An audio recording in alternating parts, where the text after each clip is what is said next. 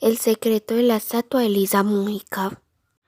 Muy temprano, antes de meterse en el obrador donde desaparecía el tiempo y pintaba horas y horas, a Gregorio le gustaba subir a la azotea de su casa.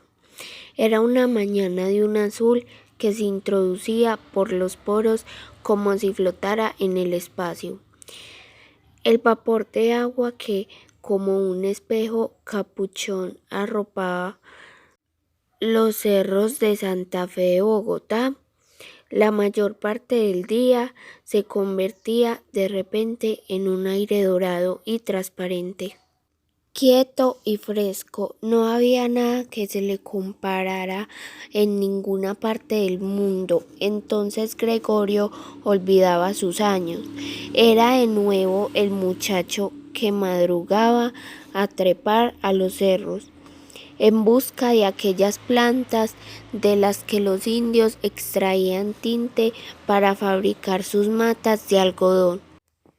No había otros más firmes y brillantes. Una mujer vieja como una momia que vivía en una cueva del cerro de la Peña y la que Gregorio regalaba bizcochuelos y chocolates. Le había enseñado que los colores azules y violáceos se sacaban de las maticas de arnica.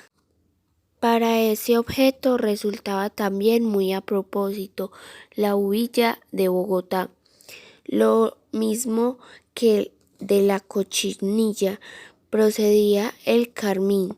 Para los tonos sepias aprovechaba los líquenes y musgos tan abundantes. Al tocarlos, Gregorio daba gusto no solo a sus manos, sino a su alma. Igualmente, la viejita lo había informado sobre los mejores sitios para conseguir arcilla de distintos colores y clases.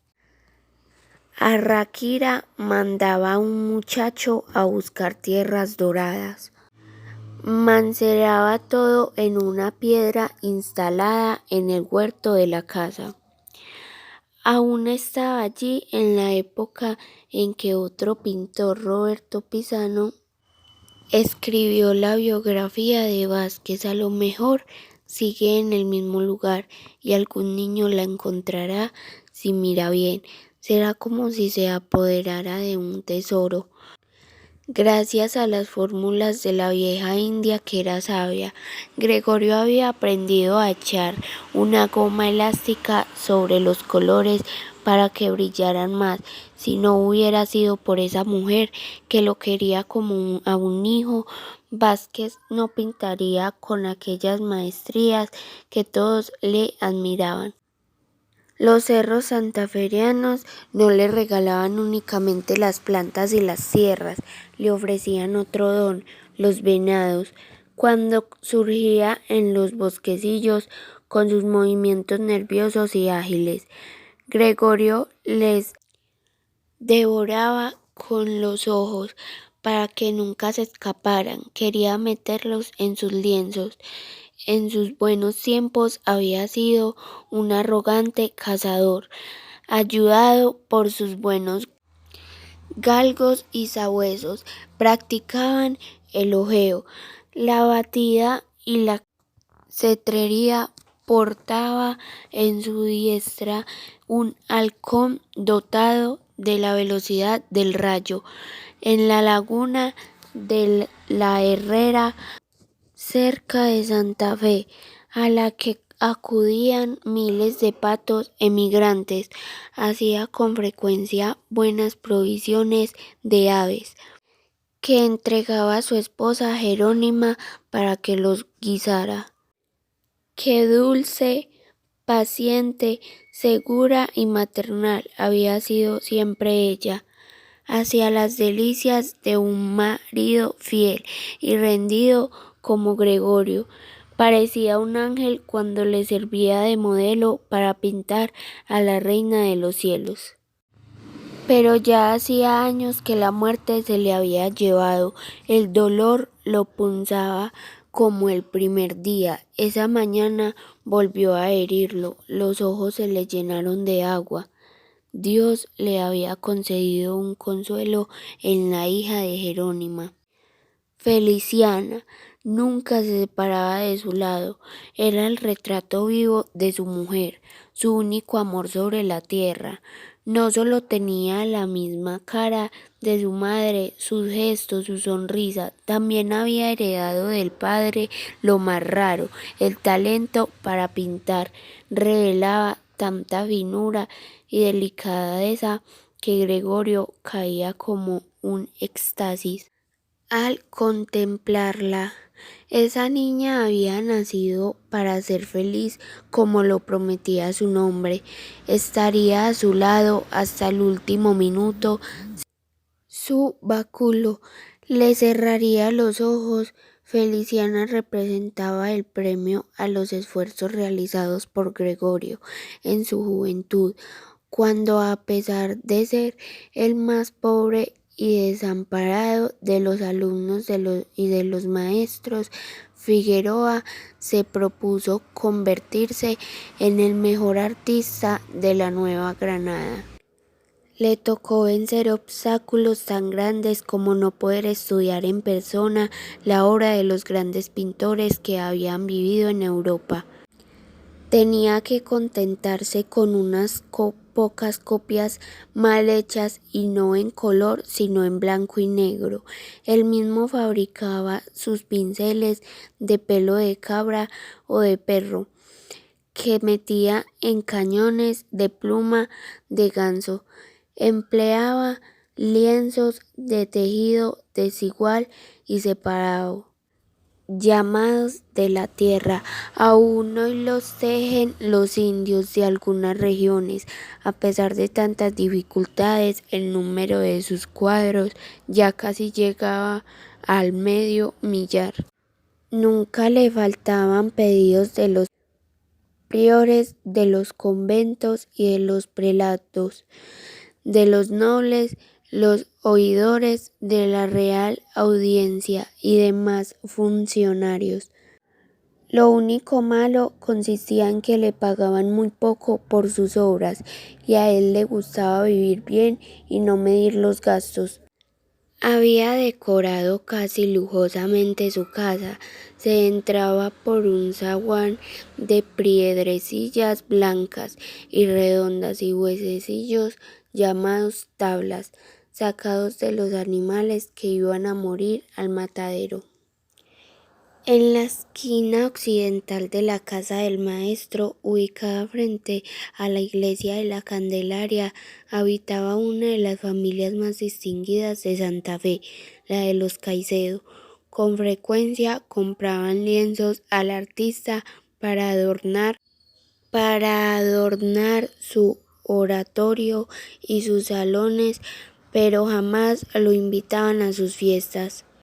Eran demasiado orgullosos y pensaban que su dinero y los muchos títulos y honores que les concedían el rey de España los hacían superiores a un simple pintor que recibía una paga.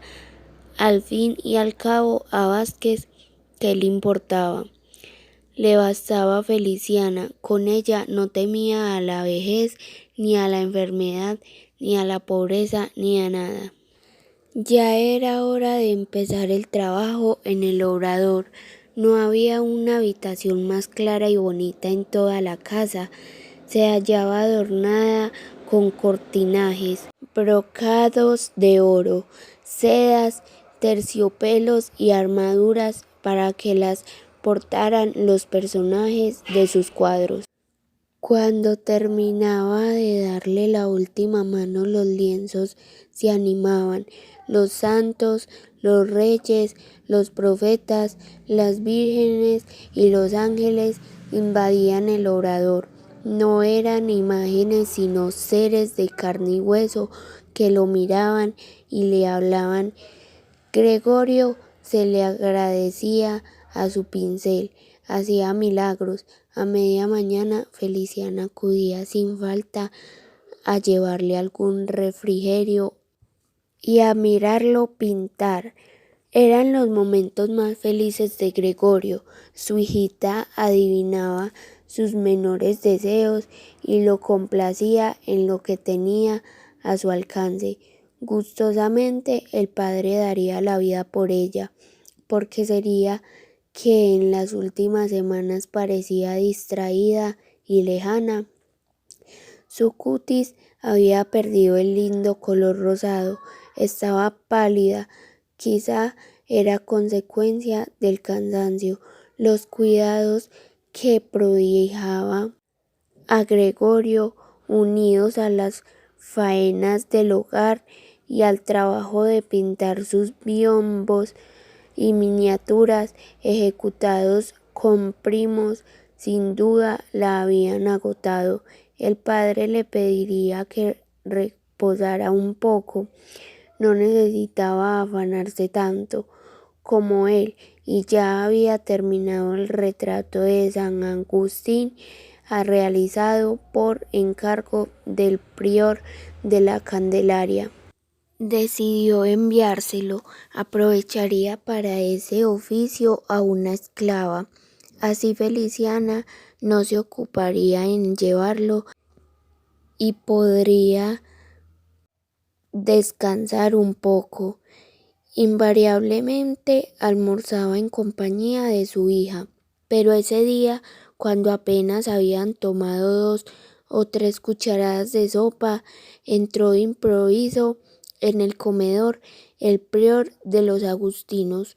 Parecía bravo, se aproximó a Vázquez y le dijo: «Maestro, el retrato que me entregó la esclava no es el de nuestro padre San Agustín que yo le había pedido, es el de don Fernando de Caicedo, el vecino de al lado».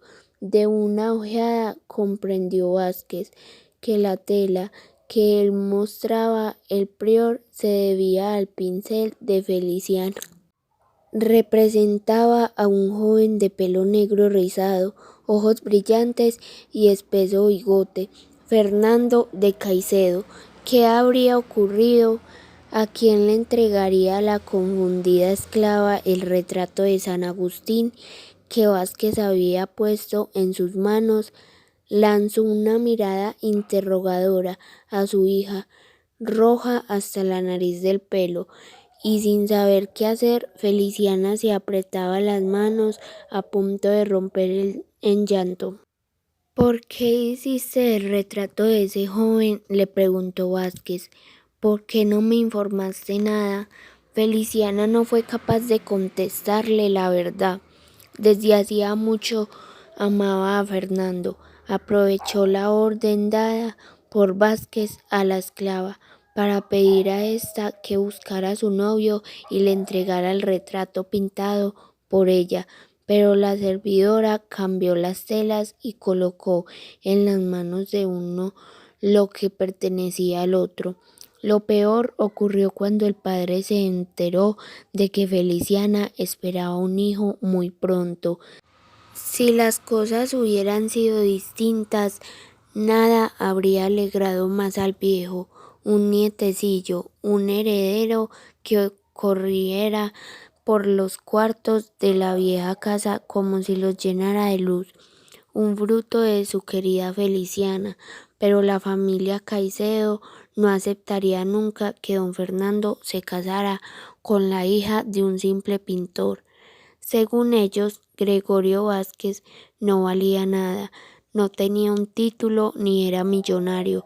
Cuando nacía en España un heredero del trono, la Real Audiencia no nombraba alférez mayor a Vázquez para que echara al pueblo montones de monedas. A los que nombraba era al Caicedo. Por ningún motivo daría el sí. Las pocas veces que Gregorio entraba a la casa vecina lo hacía con el objeto de obedecer una orden. Los dueños lo recibían como a un servidor, nunca a un igual. No lo invitaban a comer, ni siquiera a sentarse. A esa gente no le importaba que los jóvenes se amaran. Vázquez sintió que la sangre se le subía a la cabeza. En un ataque de rabia gritó a Feliciana que no quería volver a verla y que se marchara de la casa, como si un artista desconocido le hubiera pintado la muerte en la cara. La muchacha salió sin entender qué pasaba. Humildemente posó sus pies en el zaguán de tablas de ternero y piedrecitas blancas y redondas recogidas en el río. Jamás volvería a cruzarlo. El viejo se quedó solo, llorando su pena, tembloroso y pegado a las paredes para sostenerse porque ya casi no podía andar. Entró una mañana por última vez en su obrador. Parecía una cueva abandonada y cubierta de telarañas. Con mano temblorosa cogió el pincel y trazó de memoria en el lienzo un rostro de mujer. Era el de su Jerónima, a la vez que el de su Feliciana, unidas las dos con la reina de los ángeles. Entonces se repitió lo que allí había ocurrido tantas veces. Las imágenes se convirtieron en persona de verdad. Apareció en toda su gloria la Virgen María, rodeada de pequeños querubines y llevados de la mano a Jerónima y a Feliciana. Las tres cerraron los ojos del hombre y que las había amado tanto, la misma esclava que en un tiempo ya lejano trastocó el destino de los dos. Retratos corridos al convento de los agustinos a pedir que dispusieran la iglesia para efectuar un entierro. Por eso no alcanzó a oír esas palabras pronunciadas por un angelito de los acompañaban a la Virgen. La casa de los Caicedo estaba condenada, no quedará de ella piedra sobre piedra.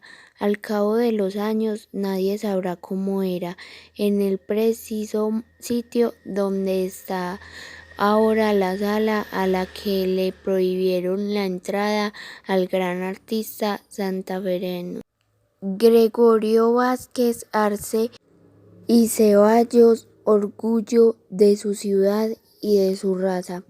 Se elevará una estatua, así quedará demostrado que el talento y la constancia valen más que el dinero y los títulos heredados. Respiró fuerte para descansar porque no tenía costumbre de hablar mucho.